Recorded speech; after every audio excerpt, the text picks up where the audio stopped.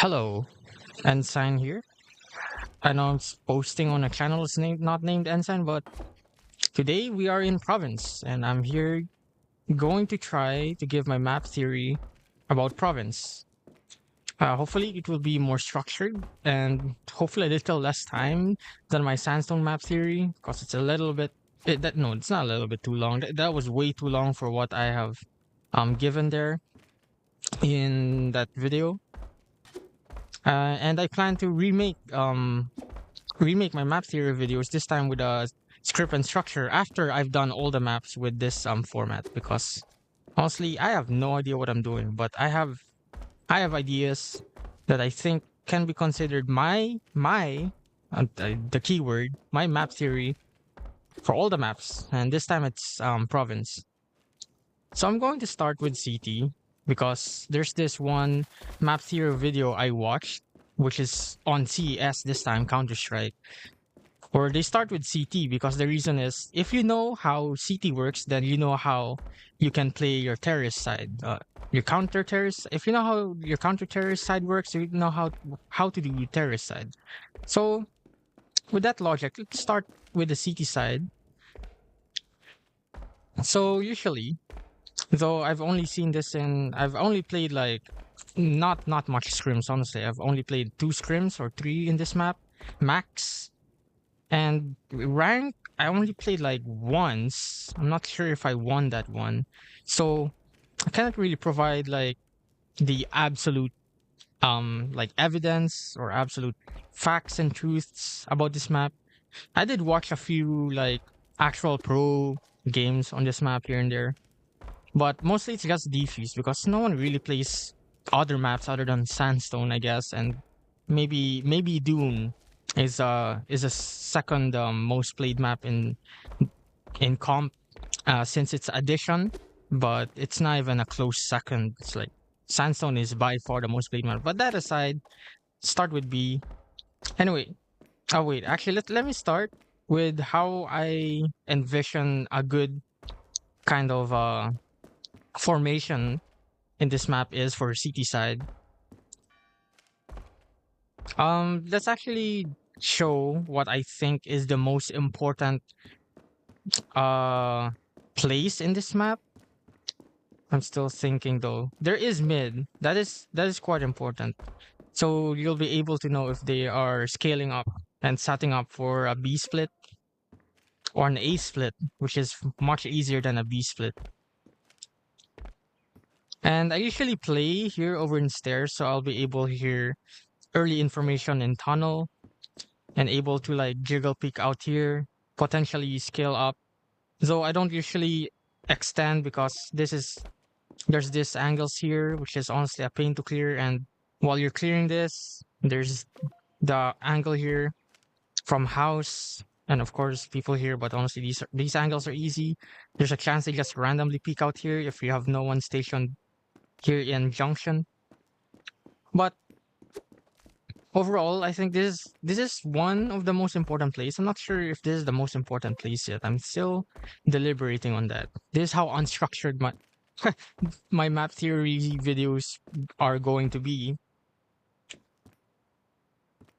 But I think yeah, this probably might be the most important part of the map for CT side.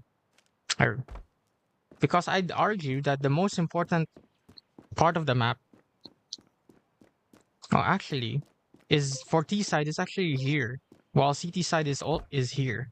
So basically, this area, I think, is an area that should be contested every single time, as to not threaten each other's flanks.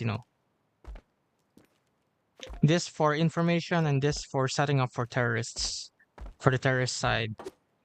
So yeah, I'd say this is the most important part of the map. With that in mind, so on B, my ideal formation would be someone that's posted up here or just here.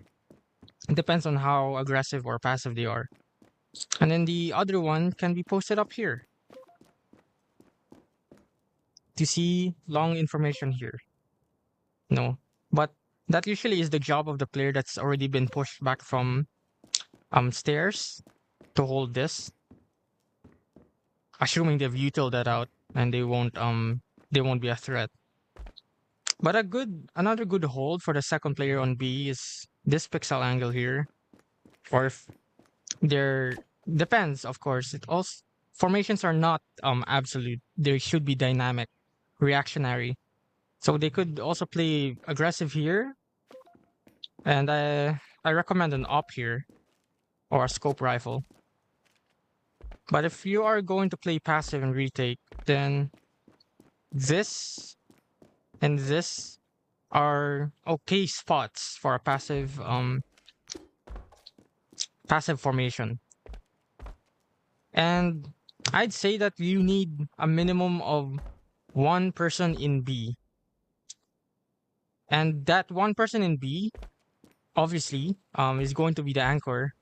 And this anchor should not die at any costs if they're the only one playing at B. If they're being pressured or like they know they're rushing, they should back off into cellar.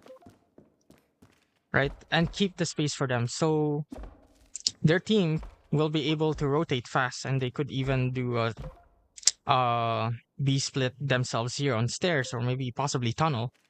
Because if they just fully rotate or if they die, without getting any kills, then our retake will be even more slowed clearing cellar, And they even have this angle here. So you would like to hold this angle here. Oh, I can't buy an AK. That is sad.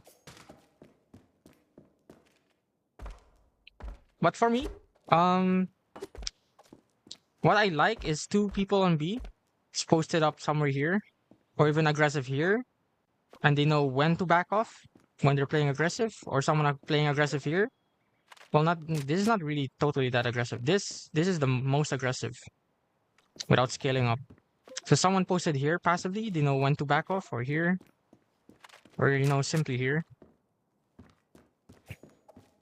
And as soon as one of them dies, or if they're the only one inside and they didn't get any kills, they should stay here in cellar and hold the space for them. So that's my B concept. Now as for mid, I'm honestly not a mid player. Not even in defuse.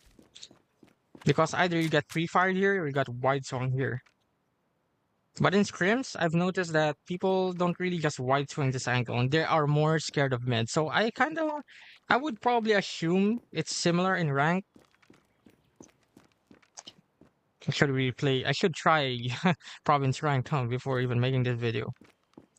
But posting up here is fine. Jiggle picking of what am I saying? Jiggle peeking, of course, or off angles here. But I say this position is bad. But I say posting up here, having this doors control is quite important. Because there is also the chance when they do an A split, one just goes in here, But we wouldn't want it to be passive. So it's more of a person from cellar rotating into mid doors. So the players here won't have to worry about their back compromise. Though they still have to worry about stairs and long. But that's at least one lane out of the 3 lanes that they could be crunched at A site. So honestly, mid stairs is quite a dependent situation. Depends on how teams are playing. I mean, of course, that's for every map. That's for every time.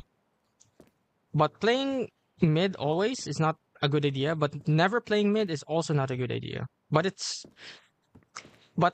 I'd say this is the least. This is less important than this mid doors.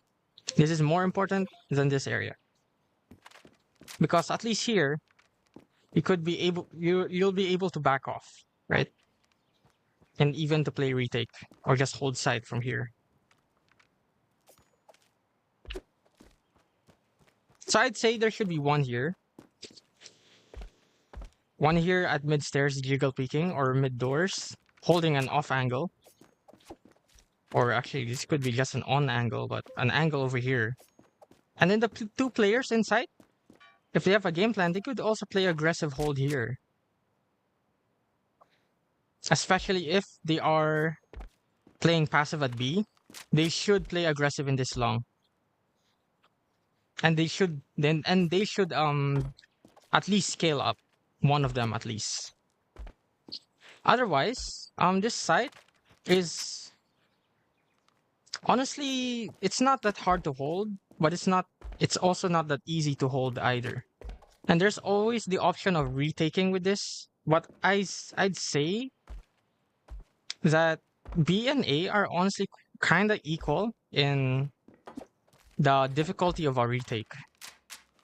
But I've been retaking A more than B in my experience in defuse, so probably A might be the easier one to retake in.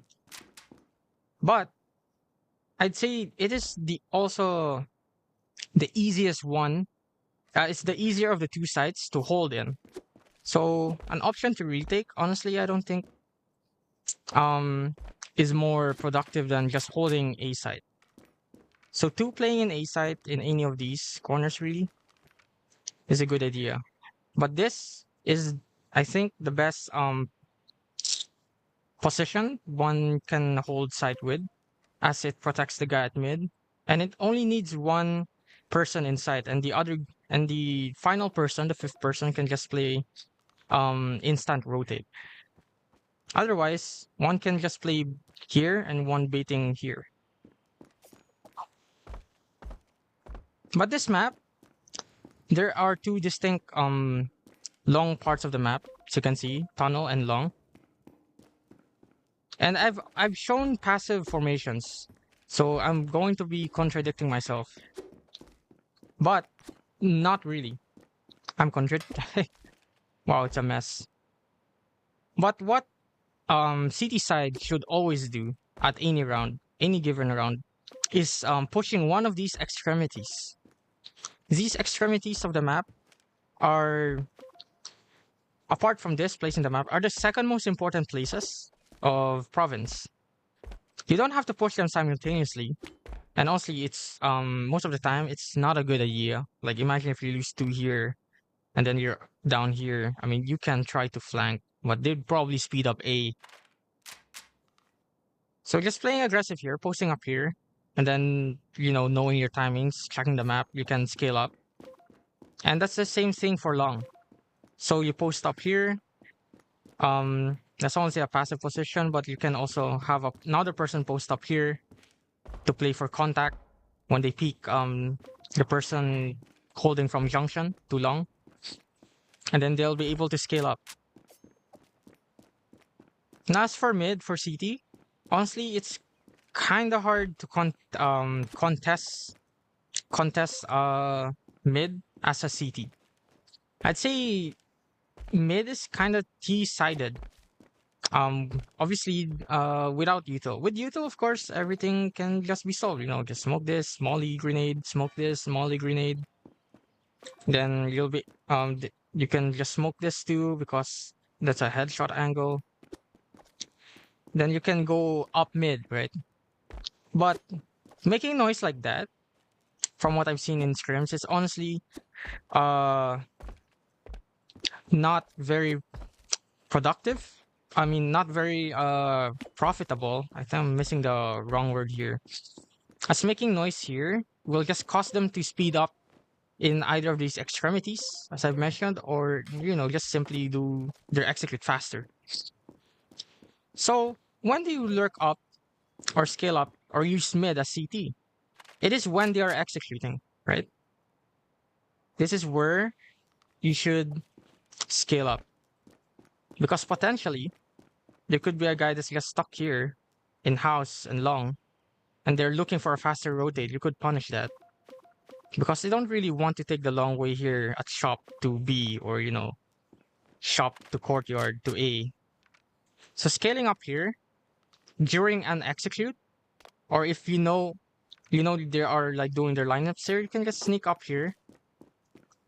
It's a more of a timing thing, so you gotta pick your timing very wisely here. So that's my theory for CT.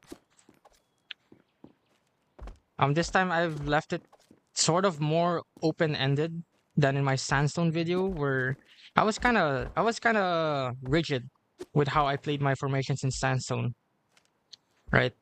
But that's probably because I played more sandstone in comp than province, as I've already mentioned.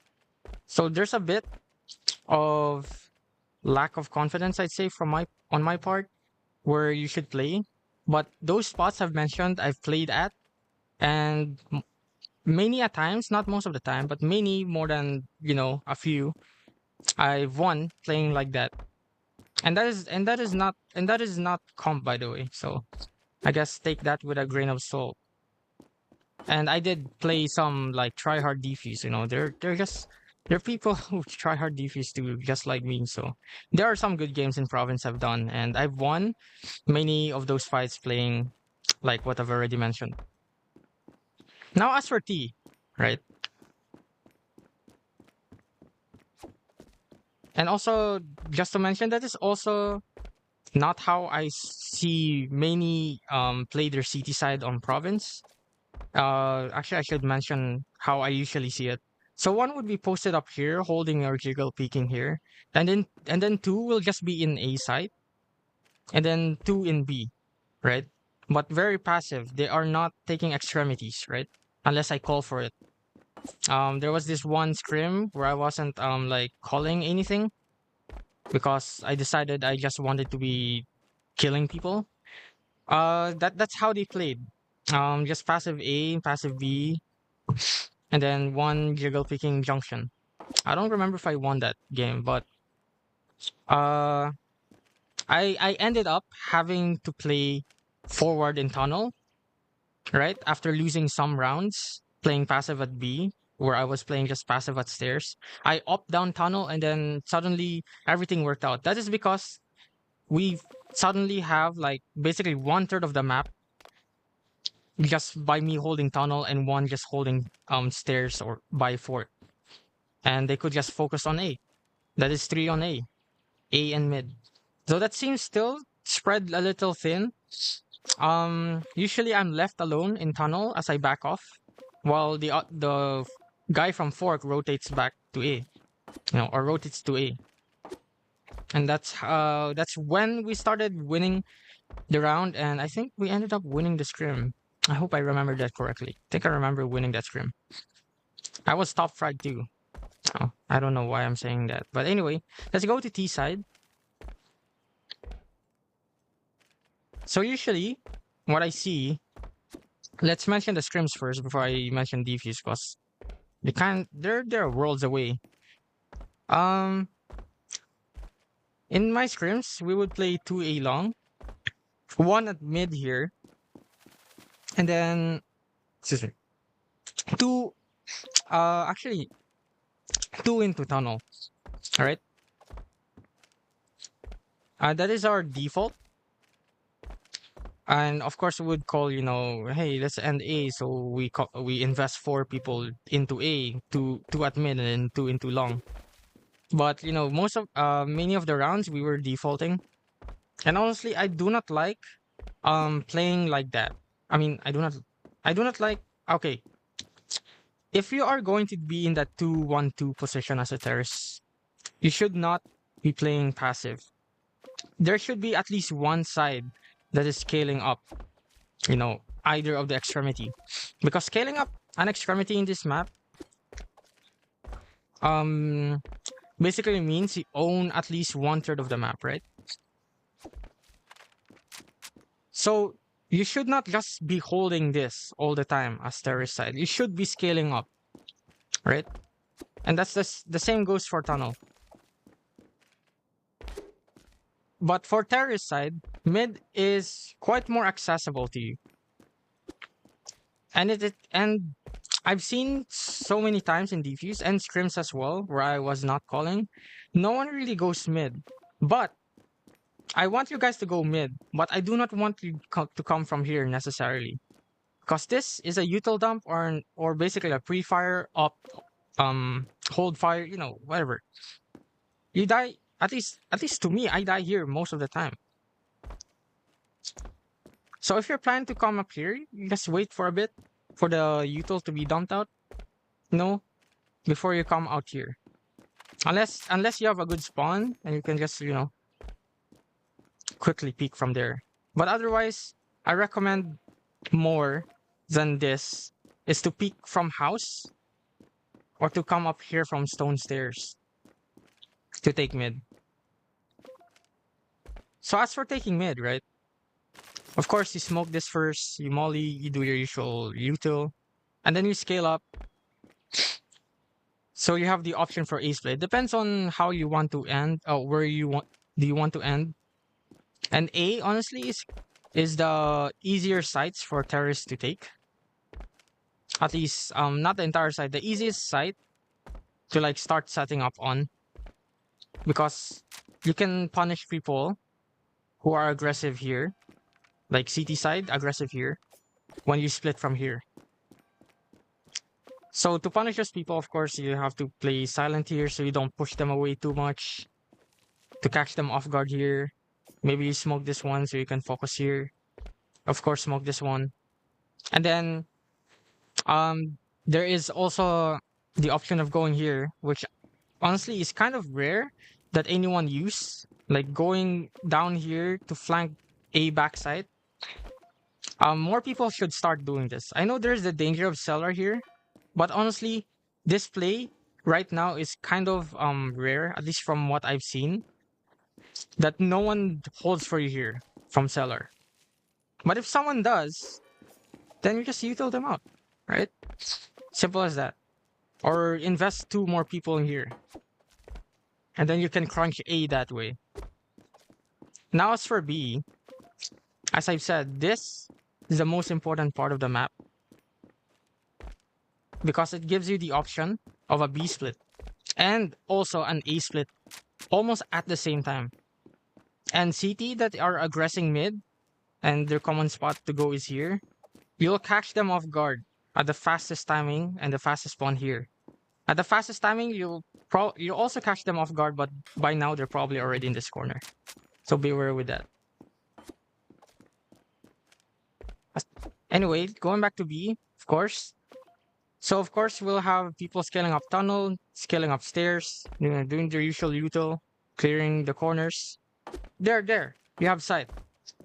So basically in province, it is the art of splitting and crunching sites. More so on splitting, because B, you can almost never crunch it, because it's a longer way to flank cellar from, mid. But that is also an option, and it's a good play to do every once in a while. Anyway, I think I've said what I want to go for terrorist side. I didn't really say how it actually happens, I believe. I think I said a bit, but I think I went into saying my ideals. But yeah, what happens is a 2-1-2. And honestly, that is quite close in the ideals, but the tendency of terrorist side in that kind of formation is that we go passive. And it's even worse when there's 4 going into long or 4 into tunnel. Like, that's even worse, especially if they're going passive. Of course, you can call a 4-man rush, into sight from long. And that would work well in, if you throw it in randomly to catch your enemies off guard. Oh yeah, I forgot to mention that house is house is as almost as pivotal as this place, probably the 3rd most important place, at least for terrorist side. But the reason why it's 3rd is because it's kind of weak. It's weaker than just having this, because you can't just peek out haphazardly like this. You have this to do. But once this is like utiled out, smoked, and then you can peek. But then you're not over yet, because you have 2 angles, actually 3, even maybe 4 angles to peek at, like this angle, this angle, this angle, and then off angles. So it's better to like smoke than molly stuff, And then you can peek and scale up safely. So staying in house is good for when you decide to scale up mid, knowing that this side is already like also smoked off. Let's just pretend that's a good smoke. And this is good. You should play house if you're planning to do an A split. And one should go stone stairs to hold this for them, smoke it off for them so they can scale up safely. Of course, there's the option of this, but yeah, after you all smoked out. And playing house, just staying in house also gives you info. Actually, just staying here, but playing in house is better than just staying here. It's better for hearing information for people who are quite rowdy down at junction, just moving around and about. You won't really know if they rotated because, how sound works. Like this is probably out of range from house. So you wouldn't tell. It's kind of a small surface area to tell. But you'll be able to hear people playing here, people playing here, if they're quite rowdy with it. And you'll be able to hear like re-clears of extremity. I've already mentioned this concept in my sandstone map theory video, but re-clears are important. But I think it's much more important. Oh, is it much more important? It is equally as important, but I think it's way easier to re-clear in province. Because the way you re-clear, honestly, it's just basically peeking into this long sightline and tunnel. Though it's not as long and straightforward. But re-clearing a long once in a while, almost every round, basically guarantees you that 1/3 of the map for a few seconds, right? And you'll be able to, play other game plans once you've re-cleared this, even just for a few seconds. It is honestly quite pivotal clearing this and scaling up it, of course, which would be better. But of course, you should know.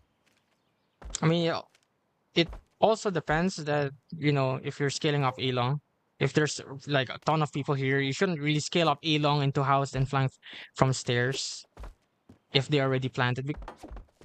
In the first place, I guess if you're already at house and they just planted, you should commit. But if they're still planting, you're here. Going up, you should just re-clear this, but you shouldn't flank all the way here because it's a long way. It's a long way.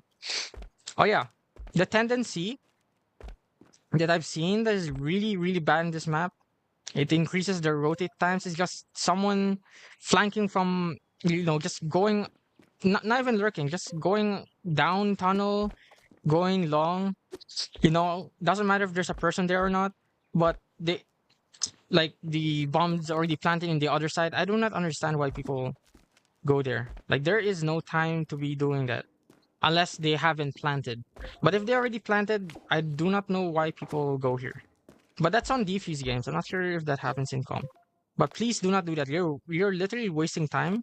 You have also a lot of stuff to clear. Like imagine if there's a person still at house about to cross. That's why I'm saying scaling up mid during an execute and even scaling up mid after plant is good. Because you're able to have house, you're able to have stairs depending on which side they hit. Anyways, I think that's good enough for province. Honestly, with the knowledge and experience I have, it's less competitive than sandstone. But province is I'm not sure what my favorite map here is, but I do know my hatest map is sandstone because that is my weakest map. But I already said relative to other maps, I have played more on sandstone competitive than other maps, unfortunately. But in defuse, I've enjoyed the other maps more than sandstone. And maybe my second most hated map is probably Sakura because of those walls and long rotate times. But anyway, this used to be, and I'm not sure if it still is, my favorite map. Oh, actually, Dune is my favorite map. Thinking about it, I love that map. But before Dune, Province is my favorite map. So I'm kind of glad making this map theory video, even though it's a bit loose. I hope you understand what I tried to teach here. And especially since it's my favorite map, I feel like my theory is sound here. I still try hard this map almost every time, on even if it's defuse, I try hard this map because I just love this map. Like if your team is throwing, it gets hard from there, obviously. But I love clutching in this map. I don't know. There's something about this map that is satisfying to clutch in. And of course, this map is almost an Opera's, I think. Well, for me, it's almost an Opera's Paradise. Not quite. But I love opening this map, especially on CD side. I should have mentioned that playing op on CT side in province is very good, especially with this long sidelines I've mentioned. Right? I feel like, I mean, maybe I have made it less obvious, but it's quite obvious with this long sidelines. Holding with an op would be very, very good, especially with how long these sidelines are and tunnel as well. So yeah, that is my province, my map theory. It might be wrong, could be right in some parts. I hope it's right in some parts. I hope this helps too. I know standoff is about.